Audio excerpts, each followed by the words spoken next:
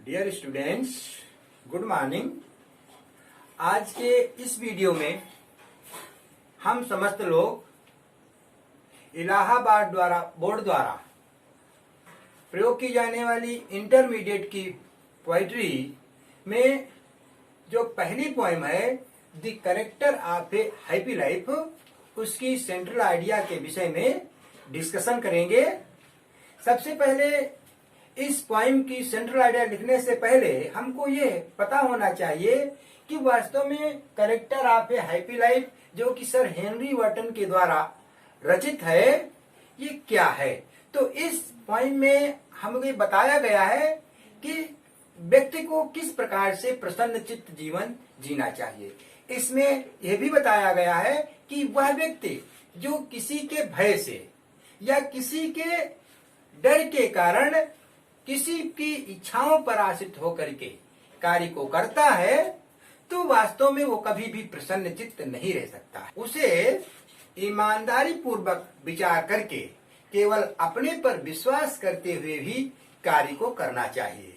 यदि वो ऐसा करता है तो ये कहा जा सकता है कि वह एक अच्छा जीवन जी सकता है। लेकिन सामान्यतः जब हम देखते हैं तो देखते हैं कि ऐसा नहीं होता है। लोग कभी कभी किसी समाज के डर के कारण अथवा किसी अन्य बात से प्रेरित होकर के जो उसको वास्तव में जो कार्य करना चाहिए अपने उस कर्तव्य पथ से वो हट जाते हैं। कभी कभी तो ऐसा होता है, उनको लगता है कि सामान्य लोग हमारी बुराइयां करेंगे, इस कारण वो वैसा नहीं कर पाते। कभी कभी ऐसा लगता है कि जो अथॉरिटी है, जो पावर है, उस पावर कहीं ऐसा न हो हमें दबा दे और जिसके कारण हमारा कोई भविष्य में नुकसान हो जाए, इसलिए वो सही कार्य नहीं कर पाते हैं। परिणाम स्वरूप उनका जीवन प्रसन्नता का जीवन नहीं हो पाता।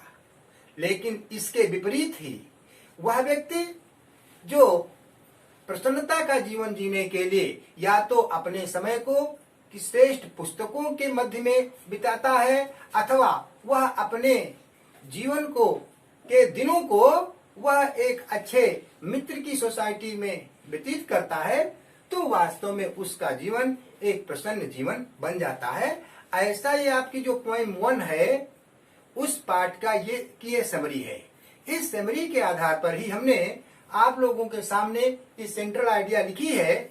निश्चित रूप से मैं चाहता हूं कि यदि आपको ये सेंट्रल आइडिया बेहतर लगे तो आप इस वीडियो को प्रारंभ से लेकर के अंत तक अवश्य देखें, और देखने के बाद में यदि आपको लगे कि हाँ ये आपकी परीक्षा में आपको अच्छे नंबर दिलाने में समर्थ है, तो निश्चित रूप से इसको शेयर करें, तो चैनल को सब्सक्राइब करें। तो आइए ज्यादा बात न करके सीधे हम आपको इस सेंट्रल आइडिया की तरफ को ले चलते हैं। आपकी सबसे पहली लाइन जो सबसे फर्स्ट है, लिखा है in the poem character of a happy life by sir Henry Wotton we learn that worldly possession and worldly success are not necessary for a happy life. जैसा कि हमने आपको पहले ही बता दिया है कि संसार की जो चीजें हैं, संसार के जो लोगों की सोच है, वो चाहे श्रेष्ठ लोगों की सोच हो, चाहे वो सामान्य जनता की सोच हो, चाहे वो सामान्य के बजाय जो श्रेष्ठ लोग हैं उनसे भयभीत होने की इच्छा हो, यदि कहीं ये बातें व्यक्ति के दिमाग में है तो वो कभी भी उसका जीवन उतना बेहतर नहीं हो सकता है, वो प्रसन्न जीवन नहीं जी सकता है। वही बात यहाँ पर आई है in the poem character of a happy life by sir Henry Wotton. Sir Henry Wotton के द्वारा जो लिखी गई कविता पोएम जो है character of a happy life है, वी लर्न दैट, उसमें हम यह सीखते हैं। अब हमको क्या सीख मिलती है, क्या शिक्षा मिलती है? That worldly possessions and worldly success are not necessary for a happy life, कि यदि हम प्रसन्न जीवन जीना चाहते हैं, अर्थात प्रसन्न जीवन जीने के लिए सांसारिक संपत्तियां, पोजीशंस माने संपत्ति, अधिकार, और वर्ल्डली सक्सेस, संसार की सफलता, सांसारिक सफलता, आर नॉट नेसेसरी, ये जरूरी नहीं होती है। यानी ये कोई जरूरी नहीं है कि यदि हम कहीं संसार की संपत्तियों के मालिक हो जाएं अथवा संसार में जो कुछ भी हम कार्य कर रहे हैं उस कार्य में हमको सफलता मिल जाए तो हम प्रसन्न रहेंगे, ऐसा कुछ भी नहीं है। इस कवि के अनुसार एक ही बात है कि यदि व्यक्ति प्रसन्न रहना चाहता है तो इसमें जो सांसारिक जो संपत्तियां हैं या वर्ल्डली सक्सेस है ये कोई मायने नहीं रखती है। आगे कहता है, हाँ और भी बात बताता है, if a man wants to lead a happy life, if a man wants, यदि कोई, अ मैन एक आदमी, लेकिन कहना चाहिए यदि कोई भी आदमी wants to lead a happy life, एक प्रसन्नता का जीवन जीना चाहता है, यानी कोई भी व्यक्ति यदि प्रसन्नता का जीवन जीना चाहता है तो उसे क्या करना चाहिए।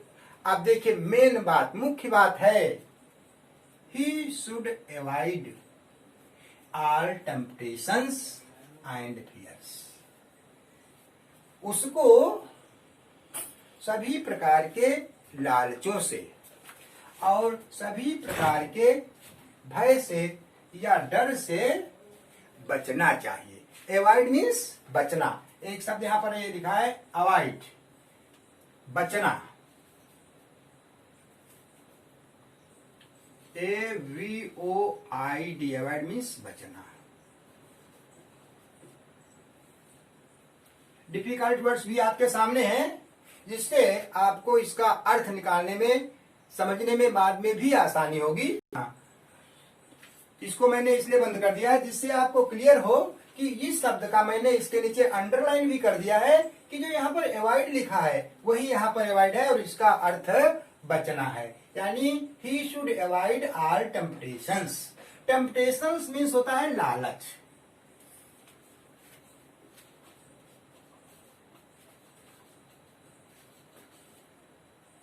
लालच,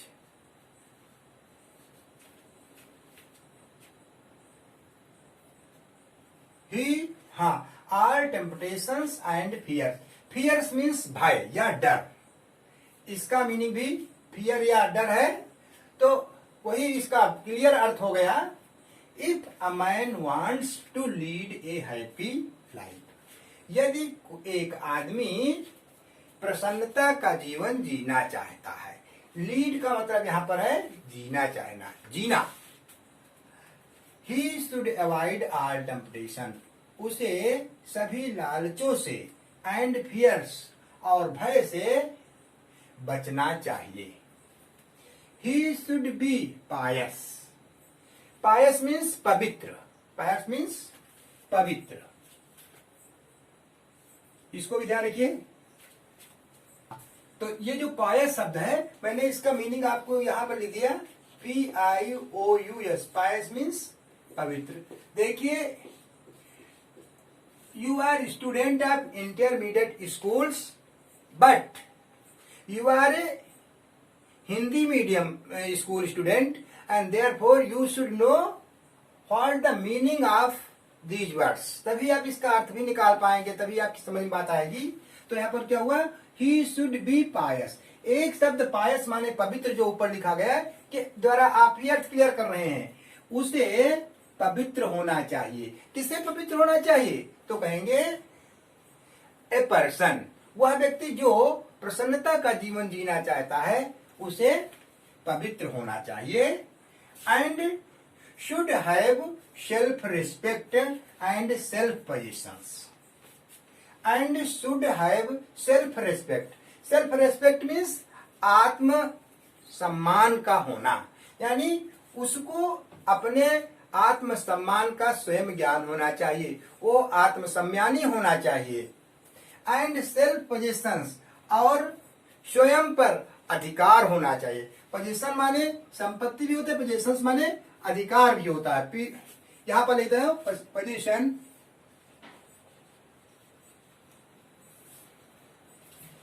अधिकार। जब आपने इस पोइम को पढ़ा था तो इस पोइम में कहा गया था कि पहली पंक्ति में लिखा है, यदि कोई व्यक्ति जिसका जन्म हुआ है वो भी दूसरे पर आश्रित हो, उसने जो पढ़ाई लिखाई की है वो भी दूसरे पर आश्रित हो, तो वह व्यक्ति सफल या वो व्यक्ति प्रसन्नता का जीवन नहीं जी सकता है। वही बात यहाँ पर शो कर रहा हूं। ही शुड बी पायस, उसे पवित्र होना चाहिए, and should have self respect and self position, उसे आत्मसम्मानी होना चाहिए, आत्मसम्मान रखना चाहिए, एंड सेल्फ पोजीशंस, और अपने आत्म अधिकार होना चाहिए, उसको अपने पर विश्वास होना चाहिए। Common vices such as jealousy and flattery should not touch him. Common vice, एक शब्द यहाँ पर आया है वाइस, VICES। वाइस मीन्स होता है बुराई, VICE, वाइस मीन्स बुराई।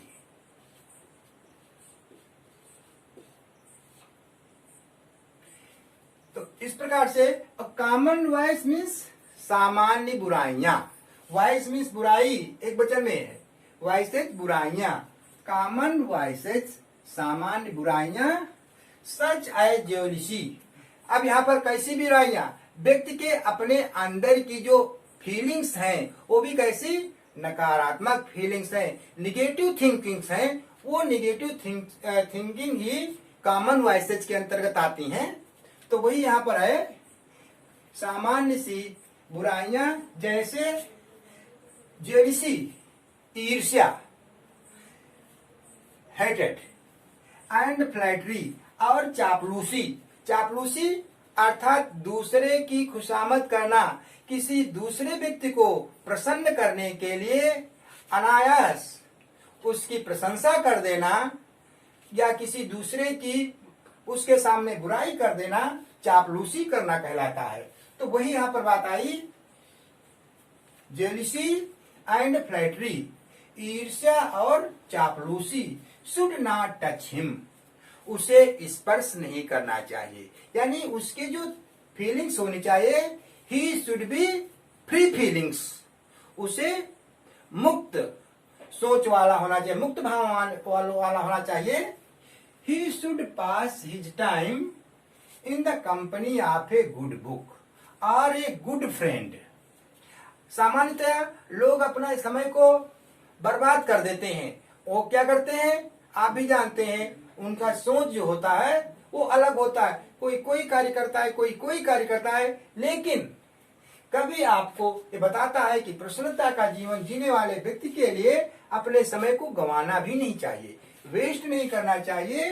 He should pass his time, उसको अपने समय को व्यतीत करना चाहिए, वेस्ट नहीं करना चाहिए, व्यतीत करना चाहिए। वेस्ट करना अर्थात बर्बाद कर देना, किसी ऐसे कार्य में जिसका कोई प्रयोजन न हो तो उसे हम वेस्ट करना कहते हैं। लेकिन पास हिज टाइम यानी अपने समय को व्यतीत करना, उसे अपने समय को व्यतीत करना चाहिए in the company of a good book, यानी या तो अच्छी पुस्तक की संगति में, यानी उसको अपना समय अच्छी पुस्तक का अध्ययन करते हुए व्यतीत करना चाहिए।